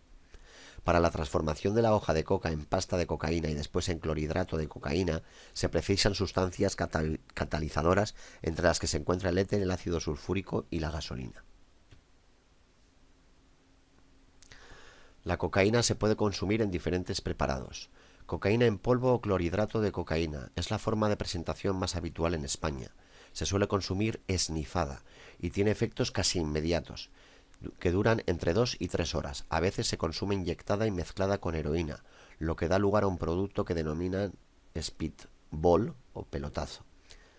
Basuco o pasta de coca. Esta preparación consta de sulfato de cocaína y se fuma mezclándola con tabaco o marihuana. Su consumo en España es marginal. Crack o cocaína base. Se consume fumada y se consigue un efecto rápido, intenso y breve. En cuanto a los posibles efectos inmediatos de la cocaína sobre las capacidades de los conductores, cabe destacar que la intoxicación aguda por esta sustancia provoca la desaparición de las inhibiciones y un fuerte estado de excitación eufórica, sensación subjetiva de mucha energía, audacia, competitividad e hiperexcitación. También puede reducir la percepción del riesgo del conductor y disparar la probabilidad de conductas impulsivas y peligrosas, así como de transgresión de las normas, especialmente el exceso de velocidad. Los efectos de la cocaína hacen que el conductor experimente una sobrevaloración de sus capacidades, un exceso de confianza en sí mismo y una sensación de omnipotencia que le impiden evaluar adecuadamente los riesgos y tomar decisiones correctas. La cocaína también deteriora y altera la percepción, produciendo numerosos errores perceptivos, frecuentes estados de confusión e incluso alucinaciones. Sin embargo, lo más importante es que aunque los efectos deseados por el consumidor de cocaína vienen a durar entre 20 y 30 minutos, esta sustancia ejerce su acción sobre los procesos atencionales durante al menos 2 o 3 horas más. El error de quienes consumen cocaína es pensar que esta únicamente actúa mientras se persisten los síntomas placenteros, cuando realmente la función psicomotora está alterada durante varias horas más. Es importante dejar claro que consumir esta droga con el objetivo de mantenerse despierto al volante es una decisión muy peligrosa, ya que además de las alteraciones directas sobre la capacidad de conducción, el sueño aparece de manera repentina y sorpresiva, lo que se conoce como efecto rebote. Especialmente peligrosa para la conducción resulta la asociación de cocaína y alcohol. Bajo los efectos de la cocaína, el bebedor puede consumir una gran cantidad de alcohol sin experimentar el efecto depresor propio de la intoxicación etílica. La cocaína, al ser un potente estimulante de corta duración, enmascara los efectos del alcohol, por lo que el conductor no es plenamente consciente de su estado psicofísico. Sin embargo, esto no significa que el sujeto no presente deterioros en los diferentes procesos necesarios para conducir. En consecuencia, la probabilidad de tener un accidente se ve incrementado notablemente al combinar estas dos sustancias.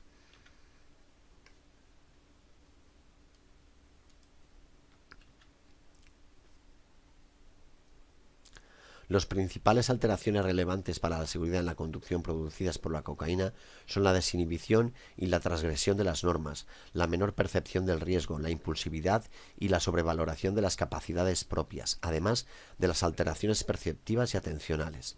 Las drogas de diseño. Se denominan drogas de diseño o drogas de síntesis a un amplio grupo de sustancias producidas por síntesis química, entre las que cabe señalar el éxtasis o MDMA, las anfetaminas y metanfetaminas, el GBH, la ketamina, el PCP o polvo de ángel. Su producción se realiza en laboratorios clandestinos donde se pretenden obtener sustancias a partir de productos farmacológicos con efectos más potentes que los que tienen las drogas de origen natural. Éxtasis MDMA. De todas las drogas de síntesis, la más popular es el éxtasis, conocida técnicamente por MDMA o 3,4-metil-N-metanfetamina. Se consume en forma de píldoras o cápsulas. Suelen presentarse con diferentes colores y dibujos impresos que dan lugar a una amplia jerga: love, delfines, pirulas, pastis, primo, etc.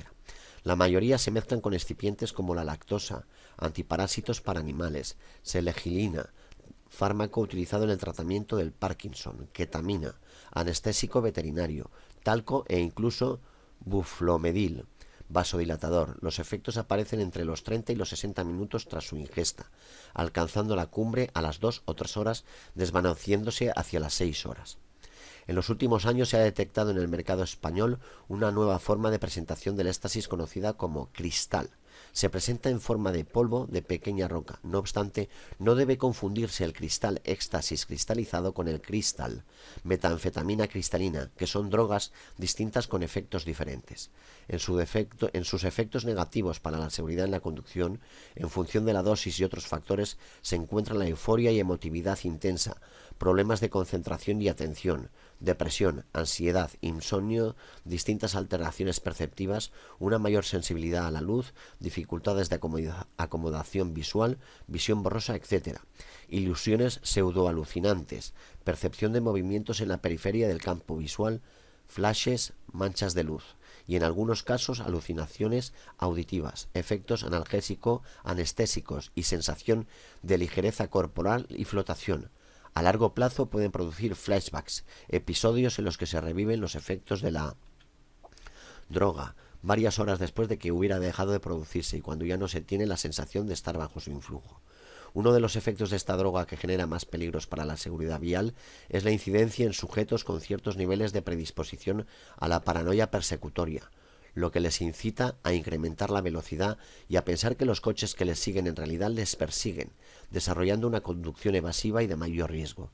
También se observa que la disminución del campo visual, junto con la alteración de la percepción del relieve, traen como consecuencia que al maniobrar en las curvas, los sujetos bajo los efectos del éxtasis tengan tendencias a trazarlas con un ángulo muy abierto, invadido el carril contrario y, por tanto, incrementando claramente la probabilidad de un choque frontal. Finalmente, es importante destacar que las mezclas de éxtasis con sustancias como la cocaína o la anfetamina pueden provocar episodios de gran confusión y nervios respecto al alcohol. Al igual que con la cocaína, el éxtasis puede hacer que alcances una alcoholemia elevada, sin ser realmente consciente del deterioro de tus capacidades psicofísicas. El éxtasis afecta negativamente a la conducción, principalmente por sus alteraciones perceptivas y atencionales. Anfetaminas. Las anfetaminas producen una estimulación muy intensa del sistema nervioso central. Provocan en el individuo sensación de bienestar y autoconfianza y satisfacción, junto a una serie de efectos más concretos, entre los que se podrían destacar los siguientes: euforia, aumento de la actividad psíquica, aparición de movimientos repetitivos y estereotipados, disminución de la sensación de fatiga. El conductor, al no tener esta sensación, puede acabar con un agotamiento agudo de graves consecuencias tanto para su salud como para la seguridad en el tráfico. E incremento del umbral del sueño. Se puede retrasar su aparición, pero no evitarlo más allá de un límite, por lo que llega a producir por efecto rebote una necesidad imperiosa de dormir.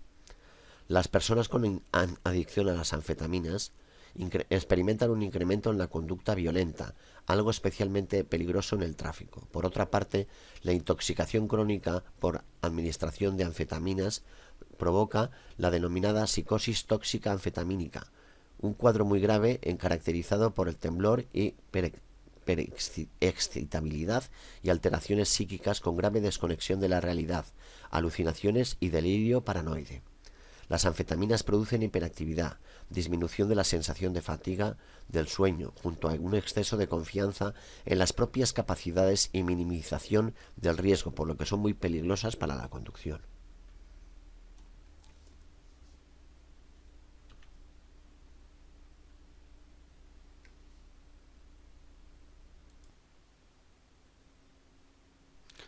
Metanfetaminas. La metanfetamina es una droga psicoactiva estimulante derivada de la anfetamina, con un poder adictivo muy elevado. Se trata de un polvo blanco cristalino sin olor y de sabor amargo, fácilmente soluble en agua. Popularmente recibe diferentes nombres como speed, melt, chalk o bien hielo o cristal si se consume fumada. El consumo de metanfetaminas provoca un aumento de la actividad y de la atención, una disminución del apetito y una sensación de bienestar. A largo plazo produce una gran adicción, insomnio, anorexia, comportamiento violento, alucinaciones auditivas y visuales, psicosis y accidentes cerebrovasculares. GHB o éxtasis líquido. El GHB gamma hidroxibutirato es un potente depresor del sistema nervioso central, conocido vulgarmente por éxtasis líquido. No debe confundirse con el éxtasis, una droga estimulante con efectos contrarios al GHB. Generalmente los efectos buscados son relajación, euforia, desinhibición y aumento de la socialización. Sin embargo, su uso conlleva otros efectos no deseados como somnolencia, confusión, braquicardia e incluso ideas delirantes, alucinaciones y coma. Polvo de ángel o PCP. La fenciclidina, también conocida como polvo de ángel, PCP, ozono, locura, etc., fue utilizada en su día por la medicina como anestésico, pero dejó de usarse debido a sus efectos secundarios adversos. Se vende de forma clandestina en forma de polvo cristalino y es fácilmente soluble en agua o alcohol. Tiene un sabor amargo y se puede mezclar fácilmente con colorantes. Sus efectos sobre el consumidor son un aumento de la sensación de fuerza y de poder, bloqueo de la capacidad de concentración y de pensamiento lógico, alteraciones de la percepción de tiempo y el espacio, de los pensamientos y el estado de ánimo. Algunos usuarios experimentan euforia y otros sienten ansiedad o pánico. Su consumo prolongado provoca pérdida de memoria, dificultad para hablar y pensar, síntomas depresivos y pérdida de peso, que puede persistir hasta un año después de su consumo.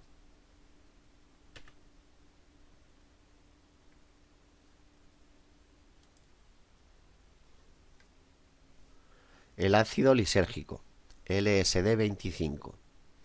De todos los alucinógenos, el LSD es el más utilizado y también el más potente. Sus efectos físicos son leves y casi inapreciables, y se suelen limitar a carne de gallina, dilatación de las pupilas, sudoración o disminución de la coordinación muscular. En cambio, los efectos psíquicos son de gran intensidad y se inician generalmente entre 45 minutos y una hora después de la toma. Lo que el consumidor llega a experimentar bajo los efectos de esta droga está muy influido por sus expectativas, su personalidad y el ambiente en el que se encuentra. Entre los efectos más comunes están los siguientes: distorsiones de la percepción, alucinaciones, alteraciones emocionales, taquicardia, hipertensión y temblores. En ocasiones también se ha observado temperatura corporal elevada, ansiedad y pánico.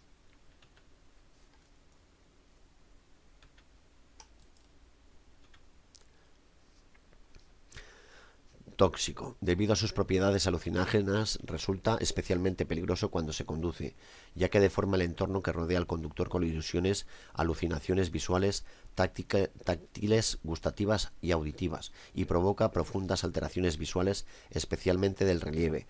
Para el que ha tomado esta droga, las señales, por ejemplo, pueden cambiar de color, de forma o de perspectiva.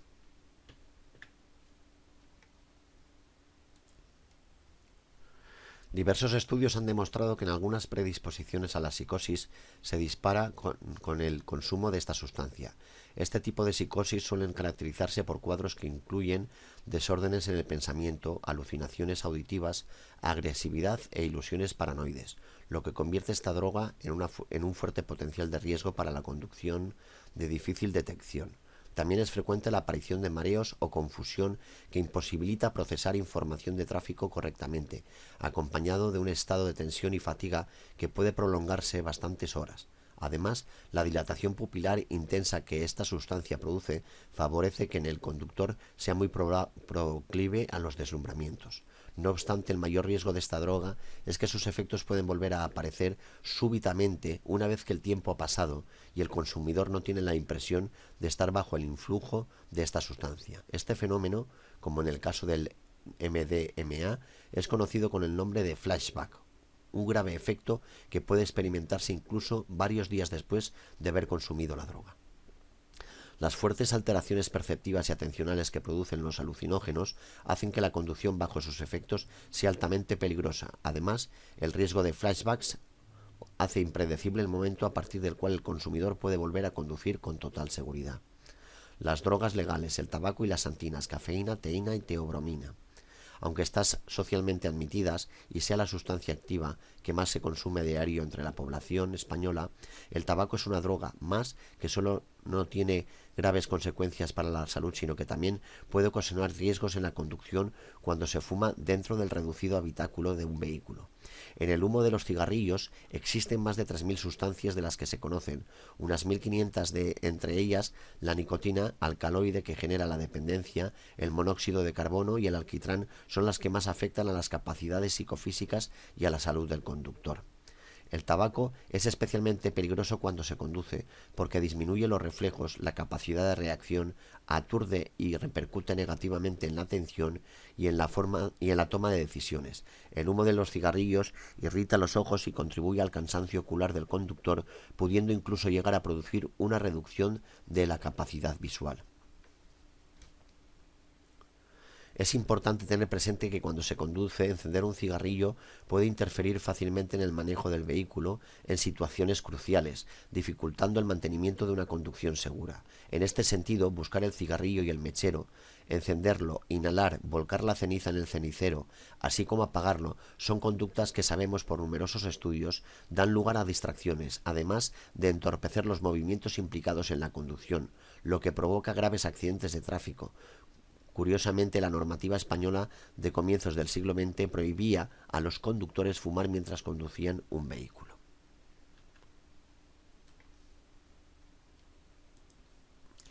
Además de los efectos inherentes al tabaco, la propia conducta de fumar interfiere significativamente en la tarea de conducción, de tal forma que este hábito se encuentra en la base de muchas distracciones cuando manejamos un vehículo. Respecto a las xantinas, dentro de este grupo de sustancias psicoactivas se suele distinguir las siguientes: la cafeína, la teína y la teobromina, que se encuentran en el café, en el té y en el cacao, respectivamente. En principio, y debido a su escasa capacidad para producir trastornos del comportamiento, estas sustancias tienen una menor importancia en relación con la seguridad vial. No obstante, en determinadas circunstancias su consumo puede generar consecuencias negativas para la conducción.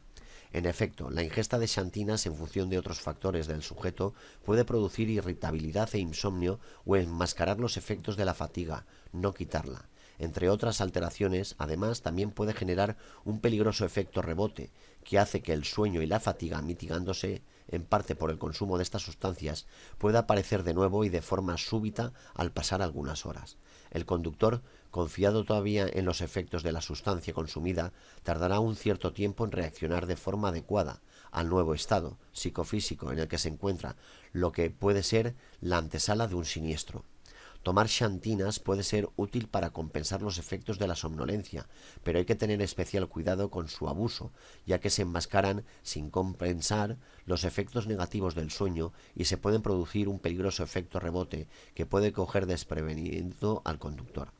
2.4. Medición de drogas ilegales y conducción. Actualmente los métodos que permiten determinar el consumo de drogas, estupefacientes y sustancias psicotrópicas puede utilizar diferentes tipos de muestras: saliva, sangre, orina, sudor, pelo y uñas. No obstante, la saliva es el medio indiciario utilizado para la detección de consumo de drogas ilícitas por parte de los conductores de vehículos, ya que la obtención de la muestra es muy fácil y rápida, no afectando al derecho a la intimidad de la persona y obteniéndose una evidencia del consumo reciente. En cualquier caso, el test salival se trata de una prueba a la que ha de someterse el conductor de manera obligatoria. Cuando el test arroje un resultado positivo o aun siendo el resultado negativo, el conductor presente signos de haber consumido las sustancias referidas, está obligado a facilitar saliva en cantidad suficiente para ser analizada en un laboratorio. En este caso, el conductor también podrá solicitar una prueba de contraste mediante análisis de sangre u orina, que se remitirá al juzgado de guardia por el personal sanitario que lo realice. En el tema de la detección de consumo de drogas es importante tener en cuenta el periodo de tiempo en que una droga permanece en el organismo. Depende de varios factores, entre los que se pueden destacar los siguientes: cantidad de droga consumida, vía de administración de la droga, uso crónico u ocasional, metabolismo, acidez de la orina, ingesta de los líquidos, hora del día. Algunas drogas pueden eliminarse rápidamente y otras tardan más tiempo, como la marihuana y los anabólicos, existiendo diferencias entre las personas. En resumen, las drogas en general poseen efectos inmediatos y a medio plazo sobre el organismo que dan lugar a importantes alteraciones físicas, cognitivas, afectivas y comportamentales, que provocan a su vez una disminución significativa de muchas capacidades psicofísicas necesarias para una conducción segura. Cada tipo de drogas tiene una vida media que determina el tiempo durante el cual estarán presentes sus efectos en el organismo. Las alteraciones que producen pueden seguir manifestándose durante varias horas, incluso días en algunos casos, después de producirse la administración, a pesar de que el sujeto pueda no ser plenamente consciente de ello. Además de los efectos a corto y a medio plazo, las drogas tienen otros efectos a largo plazo muy significativos y que también es necesario considerar. Efectivamente, en muchos casos sabemos que en ciertas alteraciones psicológicas y del comportamiento, con consecuencias fatales sobre la seguridad en la conducción, no proceden solo del efecto inmediato de la droga sobre el organismo, sino que más bien se derivan de los efectos acumulativos de una intoxicación crónica asociada con un historial de adicción. 2.5. Tratamiento legal de la conducción bajo el efecto de las drogas. A lo largo del capítulo hemos visto los peligros de conducir bajo la influencia de las drogas. De este peligro se hace eco tanto el derecho administrativo como el derecho penal, acorde a la magnitud del problema social. A continuación, se resume en una tabla las consecuencias administrativas y penales relacionadas con el consumo de drogas y la conducción. Permiso por puntos y Código Penal. Infracción: conducir cualquier vehículo con presencia de drogas en el organismo, multa de 1.000 euros, pérdida de 6 puntos. Incumplir la obligación de someterse a las pruebas de estabilización para la detección de alcohol o de la presencia de drogas en el organismo, 1.000 euros y 6 puntos. Y en el Código Penal, delito, artículo 379.2, conducir un vehículo de motor o un ciclomotor bajo la influencia de drogas tóxicas, estupefacientes o sustancias psicotrópicas o de bebidas alcohólicas. Pena: prisión de 3 a 6 meses o multa de 6 a 12 meses o trabajos en beneficio de la comunidad de 31 a 90 días y privación de la conducción por tiempo superior a 1 año y hasta 4 años. Y artículo 363, negativa a someterse a las pruebas de alcohol o drogas, prisión de 6 meses a 1 año y privación de la conducción por tiempo superior a 1 año y hasta 4 años. Y hasta aquí el tema 5.